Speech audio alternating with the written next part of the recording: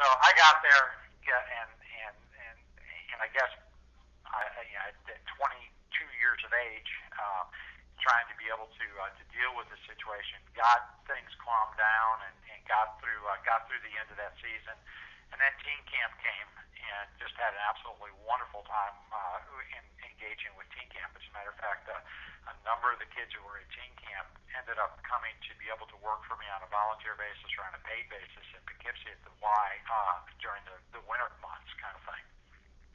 But after the end of that summer, I thought that was probably the last that I would have to do with Sequoyah. And it was Sequoyah, and lo and behold, got done with teen camp, went through family camp, and just to be able to help shut up camp, because actually during the director who was hired was supposed to stay there through teen camp and family camp and help make sure that the camp got shut up.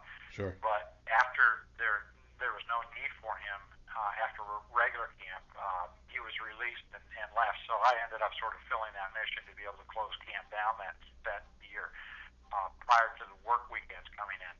And then in September, got back, started doing my job, my winter job with the Poughkeepsie Y. Got called into the exec's office again and said, well, you did such a good job, we're going to let you take over Sequoyah as part of your portfolio.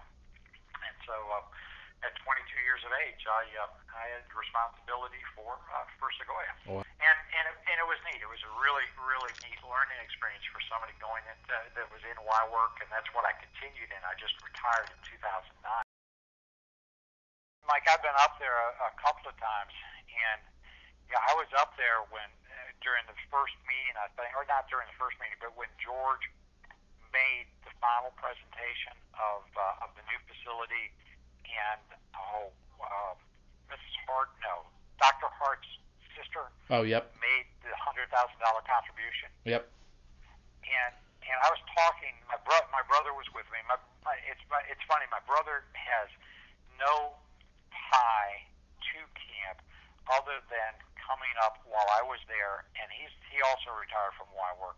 He would come up while I was there with his family, and then he always was in that area. He actually retired out of the Hartford YMCA, and so was sort of in that area and got to know Beth, and so would come up and fish, and every once in a while, as an individual, would say, well, okay, what needs painted? I'll spend half of the day painting, the other half fishing for you, kind of thing. And she always found little things for him to be able to do during that time period. Sure. But his love for camp, both our resident camp that we worked at as kids in our hometown Y was sold in 1970 to be able to help pay for a new YMCA building. Okay, he literally grew up in that YMCA camp, and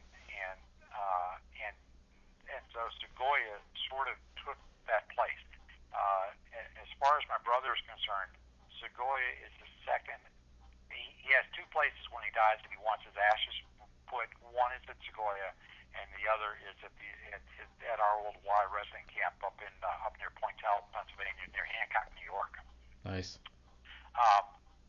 And so the whole family at this given point in time. When I was there, I hired my mother and father. My father had just retired from work. I hired my mother and father the first year I was a director. My mother took care of the canteen. My dad did light maintenance. And so there was a point in time that there were actually now 4 generations of us had gone through. My nephew, my brother's son, was 1 year old when I was there, 1 and 2 years old. He is now taking his son fishing on the pond. So there's now been 4 generations that have enjoyed Sequoyah. The thing that I remember most is playing reveille, waking kids up, and then grabbing a cup of coffee, and going and sitting on the steps on the front of the lodge and watching the kids come out of the cabins like ants. And if it were a sunny day, it was always cool in the morning. And if it was a sunny day, the warmest part of camp camp was on that concrete step because it retained the heat, and the sun hit it first, okay? And as the kids got done with going to the beacon, they would all congregate, and the whole camp would sort of end up before flag raising, just quietly sitting, waking up on the front on that concrete steps in the front of the lodge. It's strange that I remember that, but it was sort of like the most pleasant time, just watching the morning wake up slowly, kind of thing. George is just an absolutely superb guy. He came to work for us. He was actually a PE teacher when he came to work for us as a cook. He had done some short order cook when he was in college or something, and he just did an absolute wonderful job for us during the last 2 years that I was. And make the most amazing. Well, today we call them Pop-Tarts, but he would make these huge Pop-Tarts about once a week for breakfast, and like 2 of these Pop-Tarts would be cut up and would feed a table of kids. Wow. And he liked to bake, he liked to cook, but it was all basic good food, making use of a lot of government surplus stuff that came in. About it is that at most camps, the kitchen staff has a tendency of being ostracized by the rest of the camp, and I had seen that, okay, over the years prior to working in camp and stuff like that, and I've refused to have that happen. The kitchen staff is probably other than the nurses, probably the most vital part of the camp. You can't have it without it, and so they were always part of everything that went on as much as they wanted to, and generally joined in on everything. Especially the quote kitchen boys, the assistant coaches, the assistant cooks and stuff like that. I remember in summer of 75, at the middle of the season, after everybody went, after the kids were in bed and everything was quiet, the staff would come down to the lodge and would then head to the kitchen to be able to get a snack. Yep. And everybody was standing in the kitchen talking about their favorite food, and the subject of peanut butter and banana sandwiches came up. And how much everybody liked peanut butter and banana sandwiches. Well, 2 days later, the cook had a day off, and so the assistant cook, which was just sort of like a high school kid, decided that, hey, everybody decided they wanted to have a peanut butter and banana sandwich. We've got all this government surplus peanut butter, which is the best peanut butter in the world. Absolutely. And we have all these bananas. Why don't we have peanut butter and banana sandwiches for lunch? And so he decided that would be a good idea. Without checking with anybody, he decided to go ahead and make peanut butter and banana sandwiches. Well, the way he made them was he took about 5 number 10 cans of peanut butter and put them in the Holbrook mixer, and then put the bananas in with them. And this stuff came out looking like it came out of a baby's diaper, and spread it on bread and served it, thinking that he was doing the staff. He was celebrating the peanut butter. The staff almost killed him. You have never seen a more disgusting sandwich than if you mash peanut butter and bananas together. The first year that I was the camp director there, the program director was a guy by the name of Steve Smith. And Steve had a long heritage at camp.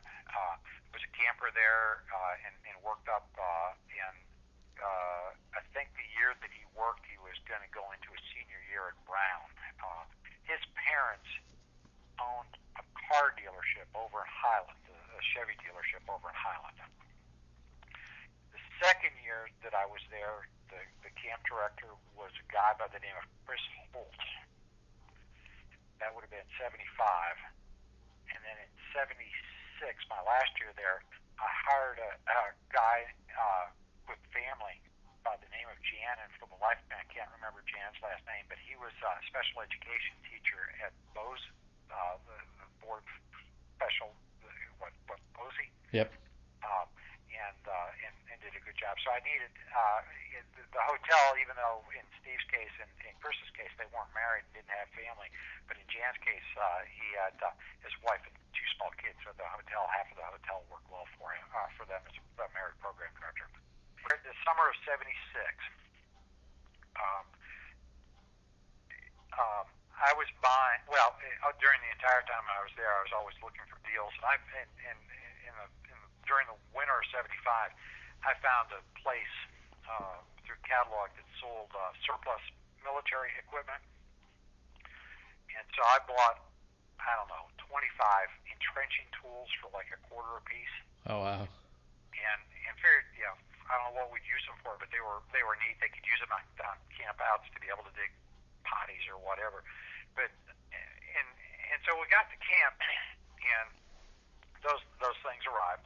We brought them up with us, and we started thinking about what we could do in the summer of '76 to be able to celebrate the 200th anniversary of the country. Okay, and then I realized after many trips to the old dump at the top of the hill, back where before on Foley Hill Road, on the other side of Foley Hill Road, where the camp property was, but we didn't use, Yep. was where everything from work camp was dumped. That there were old the foundations for the Foley farm were still there. And so what we would do is each session, one day per session, we'd take the kids up and we did an archaeological dig around those foundations with those entrenching tools. Ah. And we came up with 100-year-old glass bottles and old farm implements and things like that during that time period. And then we'd bring them back to camp and we'd clean them up a little bit, and then we would play Liar's Club at night with them. Three staff members we knew what they were, but three staff members would then try and describe what the use was, only one of which was true, and then the kids had to be able to figure out and vote on which one they thought was telling the truth. And it was just an absolute wonderful time because the kids saw us